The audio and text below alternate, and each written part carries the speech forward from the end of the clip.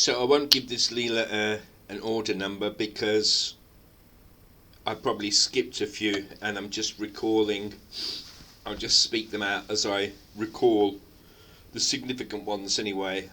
So this has just come to me as probably one of the most significant Leelas, one of the most significant effects on my life since I became a devotee of beloved Heartmaster Avatara Adida Samraj. So this was, in terms of time, I can't put my finger on it. Just to say, I had a career going. I was an IT system developer, designer for a company called Tesco in UK, and I was living in around the area where I worked, which is like kind of north of London. And at this particular situation, again, I'd gone home to Cheltenham where my mum and dad lived and met up with the whole family, with my brother too, and we went to this very, quaint Cheltenham style tea room. Cheltenham was quite famous for being a refuge of the middle and upper classes in its day, so it was a very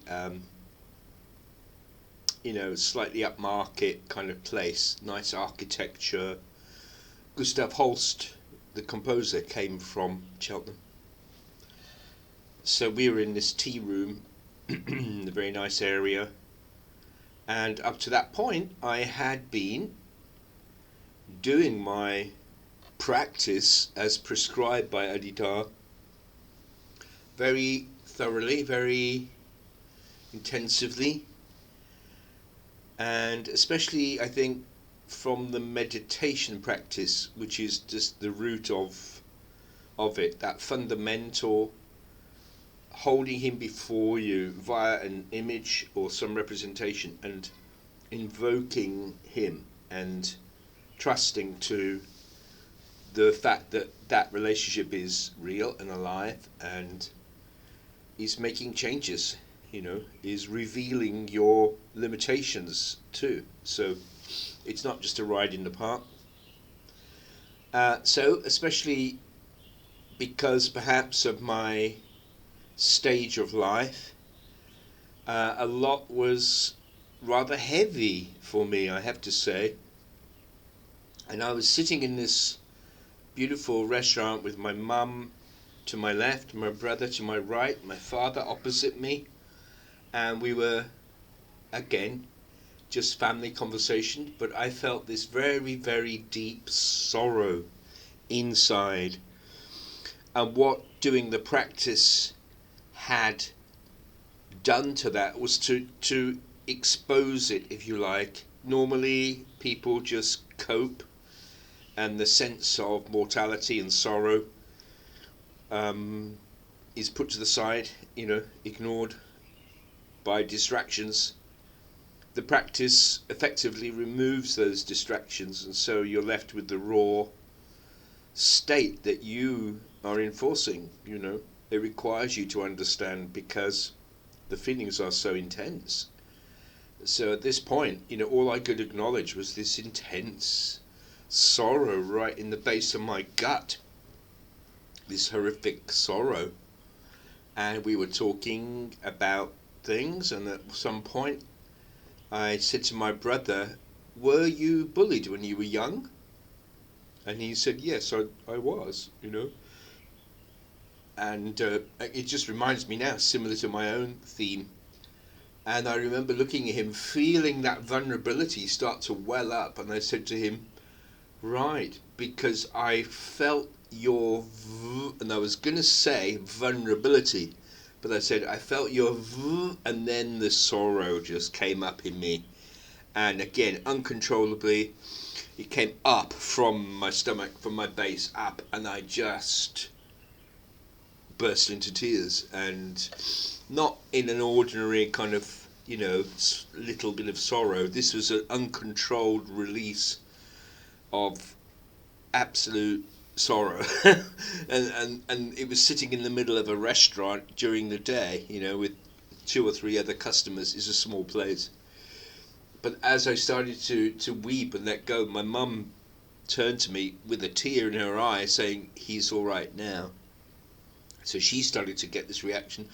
My father opposite me, his own history was pretty intense. He had been a prisoner of war in Germany. He was from the Ukraine. He was taken from his home at the age of 18. He worked under German Nazi rule for 6 years in Germany, and then when the war finished, he came to UK. So he actually never saw his mother again. He'd had a very difficult time. And then actually within the last few weeks, he had a small heart attack. And so what I saw, my father, when the emotion's coming up, my mother starts to cry. My father opposite me suddenly grabs his arm like this and goes, and then he bursts into tears, unbelievable, powerful tears. And my brother had a single tear just rolling down his cheek, not moving, very sort of passive. It was overwhelming. And at that point, again, I felt that sort of like permanent shaft that once you're open, I guess that's what they call the frontal line, that shaft, that opening to everything is right where you are. It's in front of you and it's there.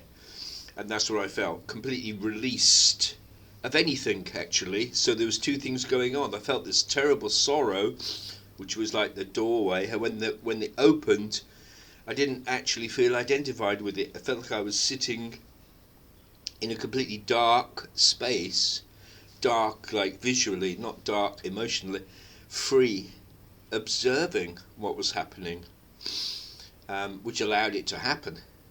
So that was extremely amazing to realize that I wasn't even affected by this, even though I was completely overwhelmed by it.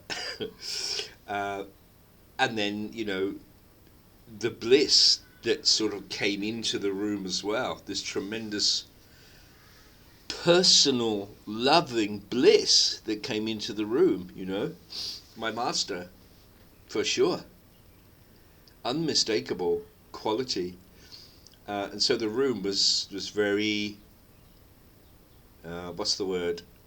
stimulated, magnified feelings. And when I sort of looked around, I heard behind me somebody was just returning a dish to the waitress, and he said, "That was the best strawberries I've ever had," right? And I think it was because the whole room was pervaded with bliss, So that was quite something.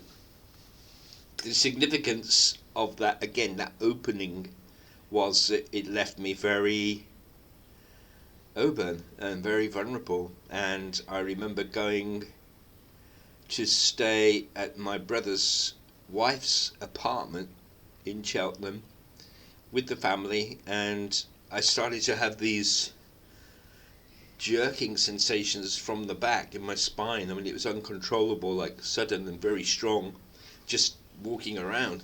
So they went into the main room, the living room, and I went into the front room, small front room, and sat. And then these, what we call kriyas, or physical movements, started to occur from my spine, but not just small. I mean, they were like this. They were really strong. My spine was just twirling. I let go with it. And I was in that room having those kinds of experiences for 2 hours non-stop. It felt like, again, a spring had been unloaded. And during the time of that experiencing of those kriyas, I could see and feel things that were very unusual and spontaneous. I got the feeling at one point that someone was holding my head and that they were pulling it like that. And I remember my body was going through that motion, that something was pulling it, And then I got the impression that it was a doctor and that I must have been very small. And then it kind of pulled me very strongly, and then it released. And I think that was a recording bodily of my own physical birth. That's the kind of thing that now I kind of, I won't say I'm blasé about it, but I can see that the patterning built into your body uh, remains there in some form, even from a tiny baby. So that was very strong. Finally, it relaxed. Those kriyas relaxed, and I believe it was the next day I drove back to London, and we had an Adidam devotional evening in which we often would watch videos of Adidar giving some talk. And I remember going to this group meeting in the evening, sitting down, and the video started up. And the theme, the video that Adidar was talking about was people who put on these kriyas, meaning they kind of indulge them. They're fascinated by them. It's like a sign that you're really doing something if you have a kriya. And so he was criticizing that people can exploit the fact that they might have a kriya or two, make more significance of it than they should, because of course his way is that all experience is limitation, and the best thing is to surrender all experience and not try to attach even to unusual ones or extraordinary ones like that. But of course, you can imagine what happened. So the video starts, I see my master, yes, it starts again, and I start to have this, while there's this presentation about don't don't do that.